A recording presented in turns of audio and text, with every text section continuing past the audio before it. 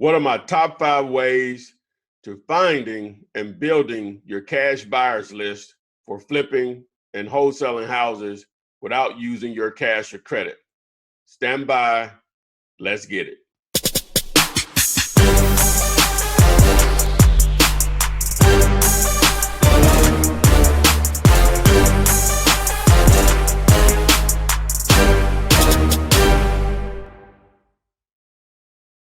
Hello guys, this is Ty, aka the Flip Man. So what are my top 5 ways of finding and building a cash buyers list for flipping and wholesaling houses without using your cash or credit?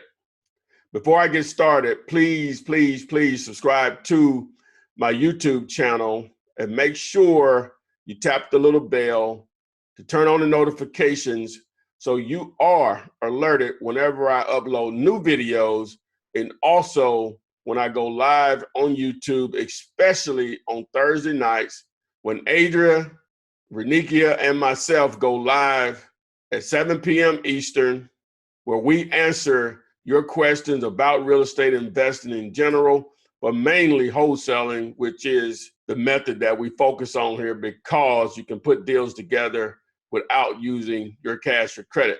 So everyone's always asking, how do I find cash buyers, or some people say end buyers, for my deals? How do I build my cash buyer list? Well, what I want to share with you are my top 5 ways with a couple of bonuses on how to do just that. Now, before I get into that, some people say you need to build your buyers list first and then go find what they want. Others teach find the great deal and the buyers will come if you advertise it. Now, you know which way I go lean on that, but both work. So I don't want to get into all of that. I have other videos on that. So to get straight to it, I'm going to start from 5 and work my way down to number 1. Starting with number 5, realtors.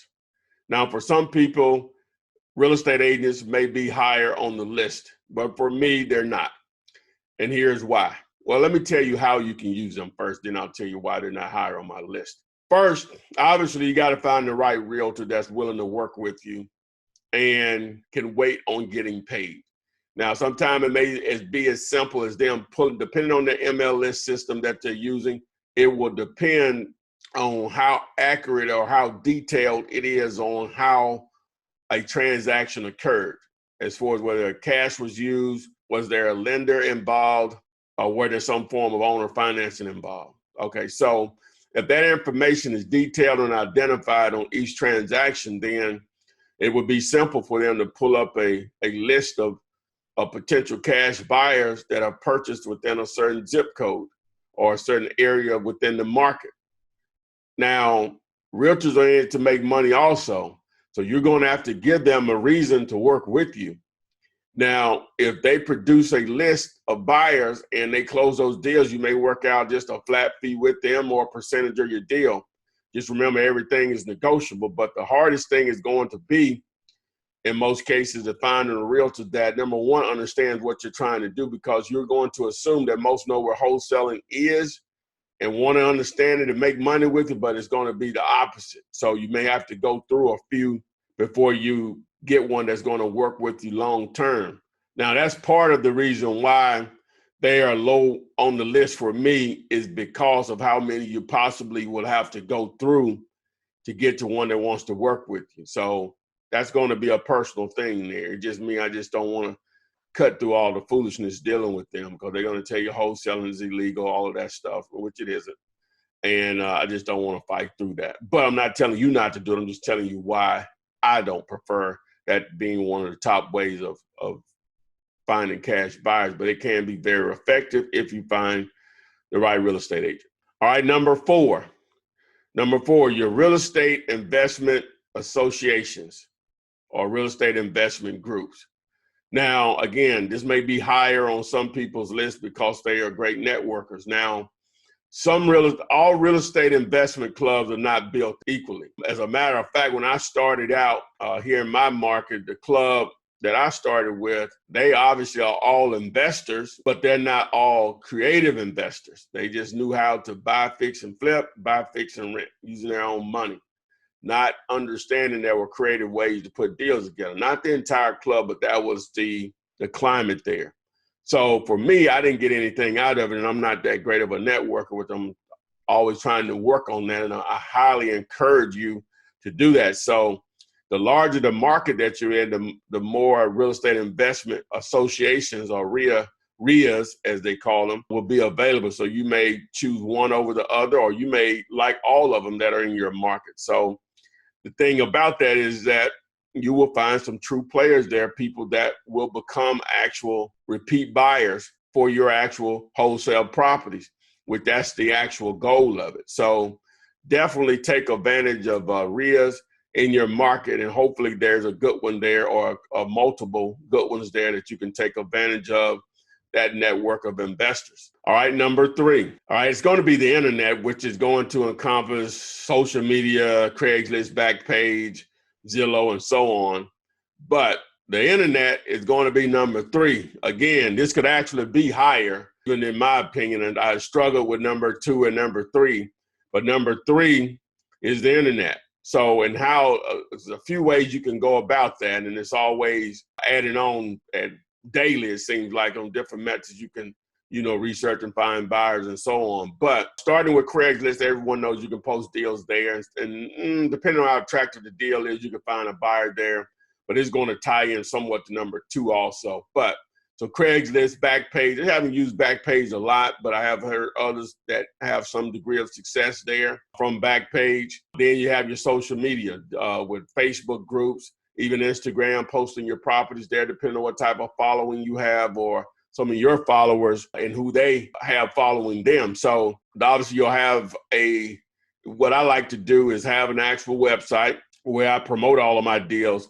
And with that website, I use YouTube videos that I can post on my actual website to promote my properties, which makes it easier for buyers to have either immediate interest in my properties or no interest in the properties, depending on where it is, location, price, and condition, obviously. So I use that.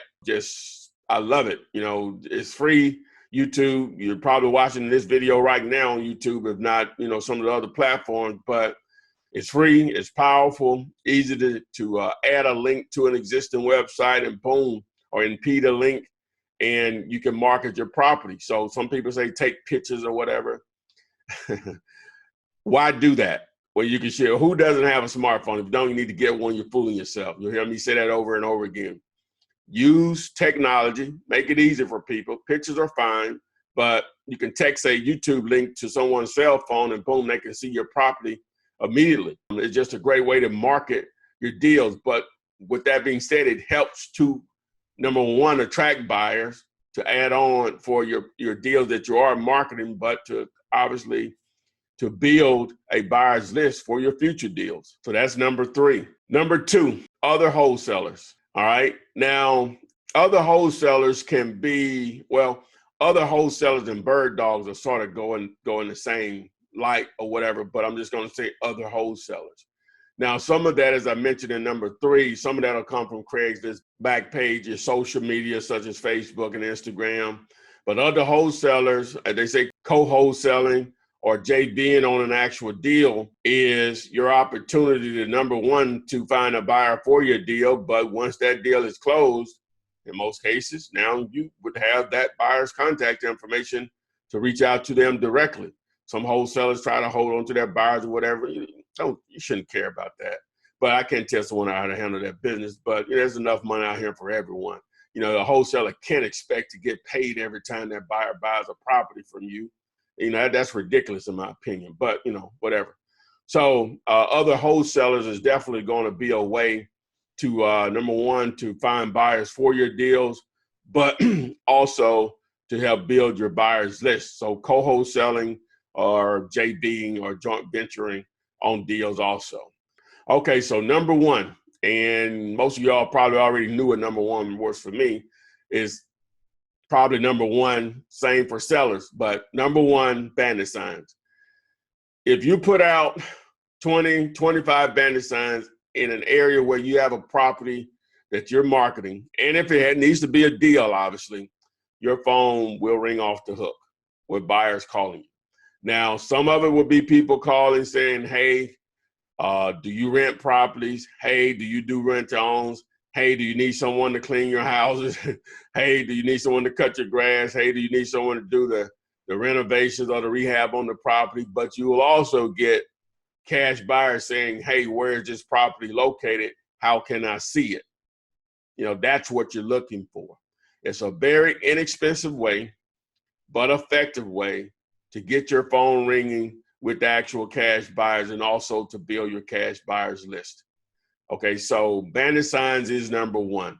Now, I've done handwritten and I've done printed, both work, but the handwritten can be done quickly just because you get a property on the contract, you have the actual price that you'll put on it. So a simple message, cheap house for sale or house for sale, the price, $32,000 cash, and your phone number. That's it. You know, that's the only room you have for anyway. So if you did something printed, you might could do something a little bit more information depending on the size of the signs that you're using, but Bandit Signs are number one. Now, a couple of bonuses that I'm going to throw in here is you could do direct mail to a cash buyers list that you can purchase from list source, depending again on how accurate or how current the information that the county that you're targeting produces that information. You can do direct mail promoting a property that you have through a postcard and or a letter to actual investors that have shown to have bought in that area recently, similar to what a real estate agent from number 5 will be able to provide for you also, but you'll have their actual address and you just mail out to them. And in some cases, you'll be able to actually pick up the phone and call them just from a simple search or some skip tracing.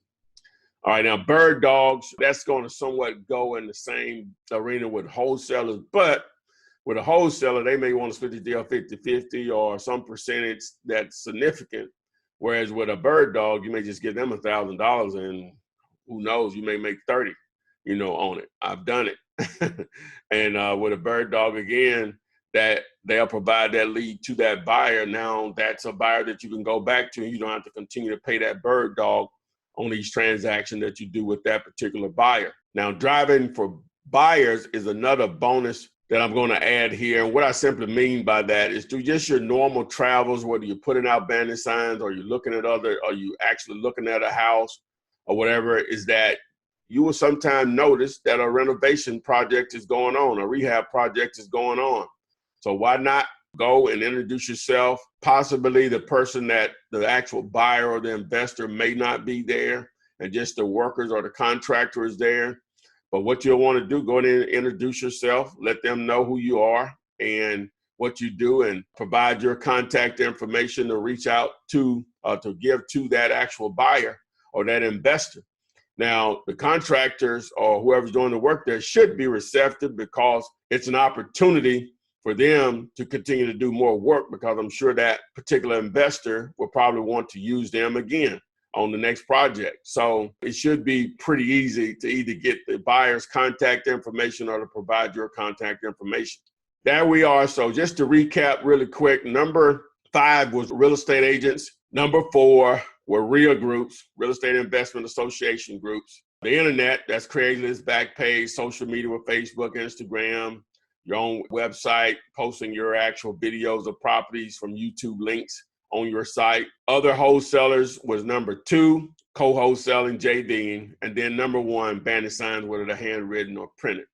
So there you go. Those are my top 5 ways of finding buyers for your deals, but also building a cash buyers list for future deals. So again, subscribe to the channel. Make sure you turn on the notifications so you are alerted whenever I upload new videos, but also whenever we go live every Thursday night with our Flippinars, where Adria, Renika, and I will answer your questions about wholesaling, houses, or just real estate in general.